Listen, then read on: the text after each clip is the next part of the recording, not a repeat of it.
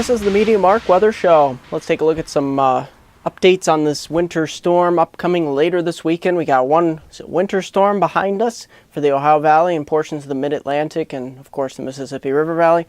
You can take a look at precipitation totals across this is basically encompassing much of later Sunday through Monday and into Tuesday. We've got a good deal of moisture moving up through the area. General QPF quantitative precipitation amounts ranging from 1 to 2 inches across much of the eastern portion of the country, from the Appalachians to the Mid-Atlantic, the Northeast, and New England. If we take a look out west here, still got some moisture here, and of course Northern California and Oregon have been dealing with some lowered snow levels even in the valleys, so quite remarkable for this time of year. The big story is that cold air outbreak.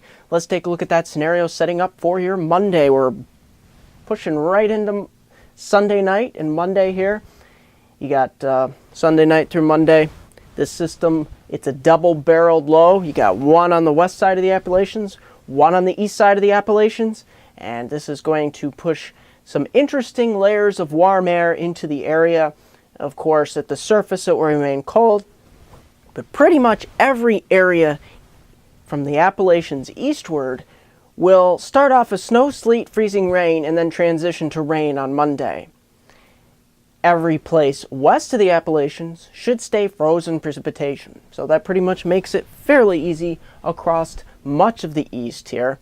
And of course, let me show you those snowfall totals, snow and ice totals we're expecting Sunday night and Monday here in the east. You can see those snow and ice totals here across much of the Appalachians, expecting a 1/4 inch to a 1/2 inch in some of those isolated areas, extending up towards the Mid-Atlantic. Of course, all this will be changing over to rain on Monday as that warm air, that warm layer makes it down to the surface, and we start to get a good deal of warm air advection on the front side of the system. Of course, on the back side, that's where we'll see the higher snowfall totals.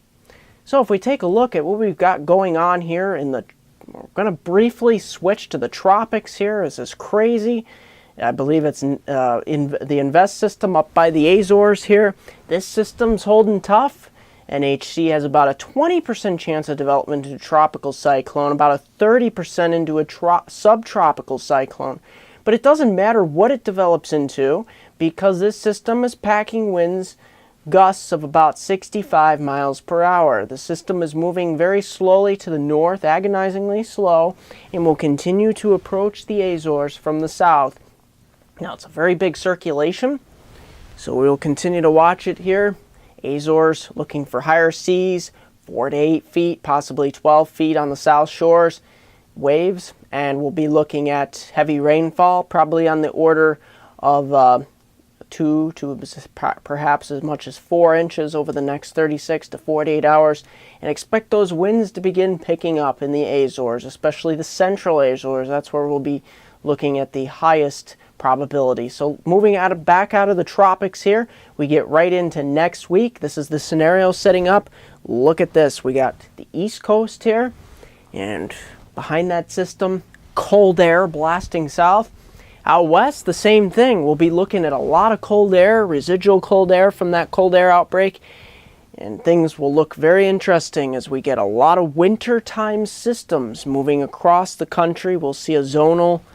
It won't be too much of a zonal flow. It'll be a southern U.S. zonal flow, meaning the jet streams will be pushed so far south here that most of the systems will remain quite far to the south for this time of year. We're going to see record cold across much of the country. Take a look at some of these readings we're looking at on, I'm going to take the day just after the major storm next week. Take a look at these Tuesday high temperatures.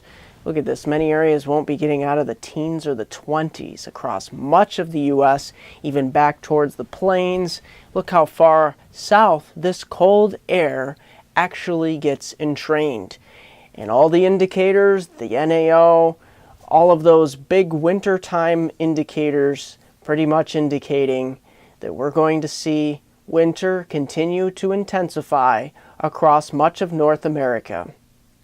So we have some of those other indicators across the world with their indexes as well. I've been looking at those, and it looks like winter is really strengthening. And we're looking at a really cold December and January, especially for much of the United States. We're not singling off any areas getting above normal temperatures at this point. A lot of below normal and a lot of above normal snowfall. So we'll continue to watch for that here at MeteoMark. A lot of ice storms going on. That one in Arkansas, quite damaging. So hopefully power gets restored to portions of Arkansas, western Tennessee, portions of southern Illinois. Those areas were really hit hard.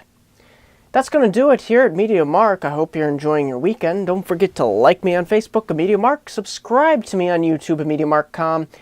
Here is a 5-day outlook for my hometown viewers from Binghamton to Elmira and the northern tier counties of Pennsylvania. Look at these temperatures. We're basically starting through the weekend here. Of course, Sunday night, that's when the snow moves in. Transitions to sleet and freezing rain, and then over to rain about 10 or 11 a.m. on Monday. So that will start to melt a lot of the rain or the sleet and the snow that fell in the freezing rain. But look at this, Tuesday into Wednesday into portions of next week, we really get into a deep freeze. We'll be seeing lows below zero on many of the colder valleys across the Susquehanna region of New York and Pennsylvania next week. Does this set us up for a white Christmas here in southern New York and northeast Pennsylvania? I pretty much guarantee it will. That's going to do it here at MeteoMark.